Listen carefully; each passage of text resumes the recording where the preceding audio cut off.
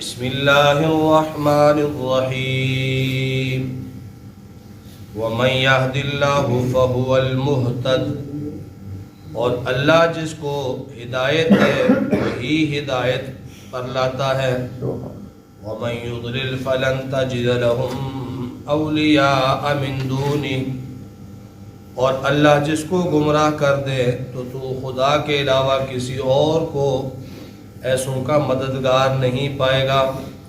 وَنَحْشُرُهُمْ يَوْمَ الْقِيَامَةِ عَلَى وُجُوهِهِمْ عُمْيًا وَبُكْمًا وَصُمًّا، اور ہم قیامت کے روز ان کو اندھا گونگا بہرا کر کے منہ کے بل چلائیں گے۔ مَأْوَاهُمْ جَهَنَّمْ، پھر ان کا ٹھکانہ دوزخ ہے۔ كُلَّمَا خَبَتْ زِدْنَاهُمْ سَعِيرًا، اور جب کبھی آگ تھوڑی دھیمی پڑی تو ہم اس کو اور بڑھکا دیں گے۔ ذَلِكَ جَزَاؤُهُمْ بِأَنَّهُمْ كَفَرُوا بِآيَاتِنَا، یہ ان کی سزا اس وجہ سے ہے کہ انہوں نے ہماری آیتوں کا انکار کیا تھا۔ وَقَالُوا أَإِذَا كُنَّا عِظَامًا وَرُفَاتًا أَإِنَّا لَمَبْعُوثُونَ خَلْقًا جَدِيدًا، اور ان لوگوں نے یوں کہا تھا کہ جب ہم ہڈیاں اور بالکل ریزہ ریزہ ہو جائیں گے تو کیا ہم کو از سر نو دوبارہ پیدا کیا جائے گا۔ اولم یروا ان اللہ الذی خلق السماوات والارض، کیا ان لوگوں کو اتنا معلوم نہیں کہ اللہ نے آسمان اور زمین پیدا کیے۔ قادر علی ان یخلق مثلہم، اللہ اس پر بدرجہ اولا قادر ہے کہ وہ تم جیسے آدمی دوبارہ پیدا کر دے۔ وجعل لهم اجلا لا ریب فیہ، اور ان کے لیے ایک میعاد معین کر رکھی ہے، لا ریب فیہ، کہ اس میں ذرا بھی شک نہیں۔ فابى الظالمون الا کفورا، یہ ظالم اور بے انصاف لوگ انکار ہی کرتے رہتے ہیں۔ سورہ بنی اسرائیل آیت نمبر 96۔ کل کے درس میں مشرکین مکہ کا جناب نبی اکرم صلی اللہ علیہ وسلم کی رسالت پر اعتراض کہ آپ بشر کیوں ہیں، اور اس کا جواب اللہ تعالیٰ نے مرحمت فرمایا، وہ کل کے درس میں بیان ہوا۔ آج کی ان آیات میں اللہ تعالیٰ نے ہدایت اور گمراہی کے اصول اور ضابطے بیان کیے ہیں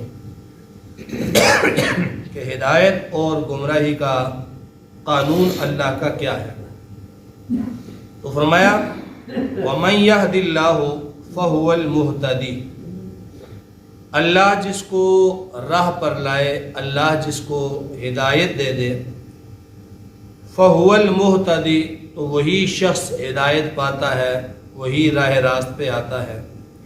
وَمَن يُضْلِلْ فَلَن تَجِدَ لَهُمْ أَوْلِيَاءَ مِن دُونِهِ، اور جس کو اللہ تعالیٰ بے راہ کر دے، گمراہ کر دے، راستے سے بھٹکا دے، تو فَلَن تَجِدَ لَهُمْ اولیاء من دونہ، تو اس کے لیے اللہ کے سوا کسی اور کو مددگار نہ پائے گا، کوئی اور اس کو ہدایت پہ نہیں لا سکے گا۔ تو ہدایت اور گمراہی کا یہ واضح قانون ہے اللہ تعالیٰ کا۔ من یہد اللہ فہو المہتد، جسے اللہ ہدایت دے اسے ہی ہدایت ملتی ہے، اور ہدایت جو ہے وہ اللہ تعالیٰ کے خزانے کی سب سے قیمتی چیز ہے، اور اس کو اللہ نے اپنے پاس ہی رکھا ہے کہ اللہ کے علاوہ کوئی بھی کسی کو ہدایت نہیں دے سکتا۔ ہادی بھیجے اللہ نے، قرآن بھیجا، نبی اکرم صلی اللہ علیہ وسلم کی ذات کو ہادی بنا کر بھیجا، اور انبیاء اور رسل آئے، وہ سب ہدایت کا رستہ بتانے والے، ہدایت کا طریقہ بتانے والے، ہدایت کے کام بتانے والے، لیکن جو 100% ہدایت کسی کو ملنی ہے وہ اللہ نے اپنے اختیار میں رکھی ہے۔ چنانچہ حضور صلی اللہ علیہ وسلم کا چچا ابو طالب، جس نے آپ صلی اللہ علیہ وسلم کے لیے باوجود اس کے کہ وہ کفر پر تھے لیکن حضور صلی اللہ علیہ وسلم کے لیے بڑی محنت کی، آپ کے ساتھ کھڑا رہا، اور آپ کی چاہت اور طلب یہ تھی کہ میرا یہ چچا جس نے میری خدمت کی ہے، جس نے میری نصرت اور مدد کی ہے، یہ کافر نہ مرے۔ تو کلمہ بھی پیش کیا، نہیں قبول کیا، اور آپ صلی اللہ علیہ وسلم پریشان ہو گئے۔ تو اللہ تعالیٰ نے تسلی کے لیے جبریل امین کو بھیجا کہ جا کر میرے محبوب کو بتا دیجئے انک لا تہدی من احببت، آپ جسے پسند کریں جسے چاہیں ہدایت نہیں دے سکتے، ولکن اللہ یہدی من یشاء، اللہ جسے چاہتا ہے اسے ہدایت دیتا ہے۔ البتہ ہدایت حاصل کرنے کے لیے قرآن نے جو دوسرا اصول بیان کیا ہے کہ ہدایت حاصل کرنے کے لیے ہدایت کی طلب ضروری ہے۔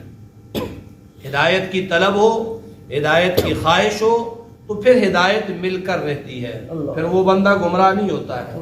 اور جہاں ہدایت کی طلب ہی نہیں ہے، ہدایت کی خواہش ہی نہیں ہے، توجہ نہیں ہے، جستجو نہیں ہے، تو وہاں پر ہدایت نہیں آتی۔ اللہ تعالیٰ نے قرآن پاک کی سورہ بقرہ کی جو پہلی آیت ہے فرمایا ھدی للمتقین، یہ قرآن ہدایت ہے کس کے لیے؟ متقین کے لیے۔ اور تمام مفسرین نے متقین کا معنی یہ لکھا ہے کہ جو ہدایت کے طلبگار ہو، طلب ہو تو ہدایت ملتی ہے، طلب نہیں تو پھر نہیں ملتی۔ اللہ تعالیٰ بھی انسان کی طلب کو دیکھتے ہیں، طلب دیکھ کر ہدایت ملتی ہے۔ ایک واضح سی مثال ہے، عام سی مثال ہے کہ اگر آپ کے ہاں پانی کسی جگہ سے ایک قطرہ قطرہ ٹپکتا ہے، آپ اس کے نیچے برتن سیدھا کر کے رکھ دیتے ہیں، تو صبح اٹھتے ہیں تو وہ برتن بھرا ہوا ہوتا ہے، معمولی قطرہ اس میں ٹپک رہا تھا۔ اور اگر آپ ساری رات ٹیوب ویل کھول کر اس کے نیچے برتن رکھ دیں لیکن اس کو الٹا کر کے رکھ دیں تو ایک قطرہ بھی پانی کا اس برتن کے اندر نہیں جائے گا۔ کیوں؟ برتن ہی الٹا ہے، طلب ہی نہیں ہے پانی بھرنے کی، اور یہاں طلب ہے تو ایک قطرہ ٹپکتے ٹپکتے برتن بھر گیا۔ تو جس کے دل میں جس نے دل کا برتن ہدایت کے لیے سیدھا رکھا ہوا ہے اس سے ہدایت مل کر ہی رہتی ہے، اور جس نے دل کا برتن ہی الٹا کر دیا تو اس پر قرآنی علوم و معارف نچھاور کر دو، حدیث بیان کرو، ہر طرح کا دین اس کے اوپر لا کر انڈیل دو تو اسے ہدایت نہیں ملے گی۔ تو فرمایا وَمَن يَهْدِ اللَّهُ فَهُوَ الْمُهْتَدِ، ہدایت اللہ کے اختیار میں ہے، وہ جسے چاہتا ہے اسے ہدایت ملتی ہے، جسے وہ نہیں چاہتا اسے ہدایت نہیں ملتی۔ تو اللہ تعالیٰ سے ہدایت کے حصول کے لیے اللہ سے دعا کرنی چاہیے۔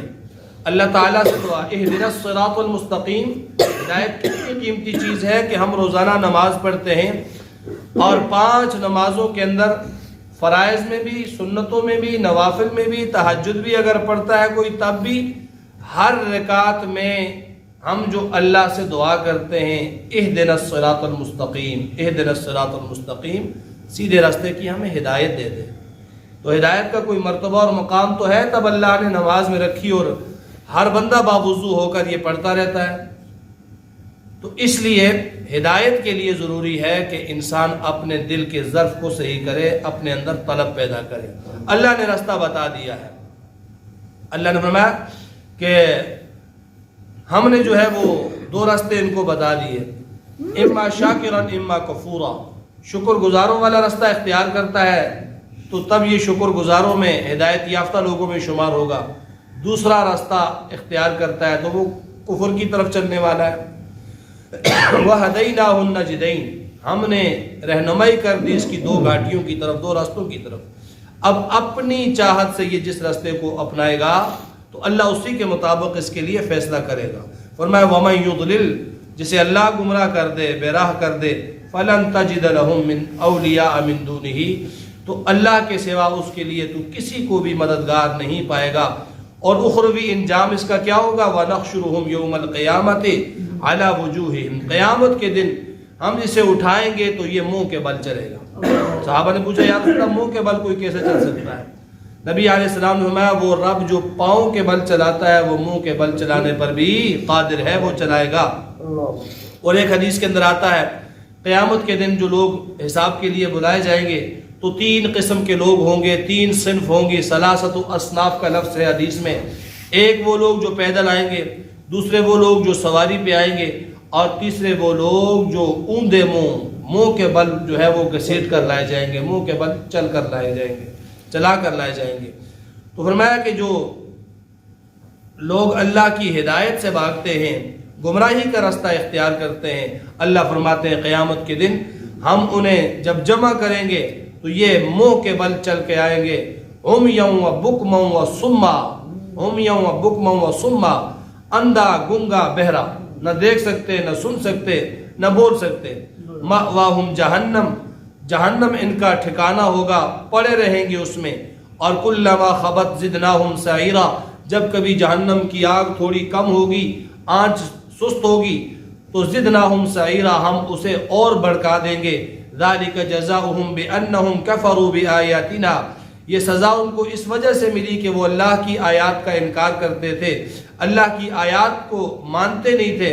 وقالوا، اللہ کی آیات کے بدلے میں وہ کہتے تھے اذا کنا عظاما ورفاتا، جب ہم ہڈیاں ہو جائیں گی، بوسیدہ ہو جائیں گے، ریزہ ریزہ ہو جائیں گے، ختم ہو جائیں گے، تو آئنا لمبعوثون خلقا جدیدا، کیا ہمیں دوبارہ پھر اثر نو پیدا کیا جائے گا؟ اثر نو کیسے بنایا جائے گا؟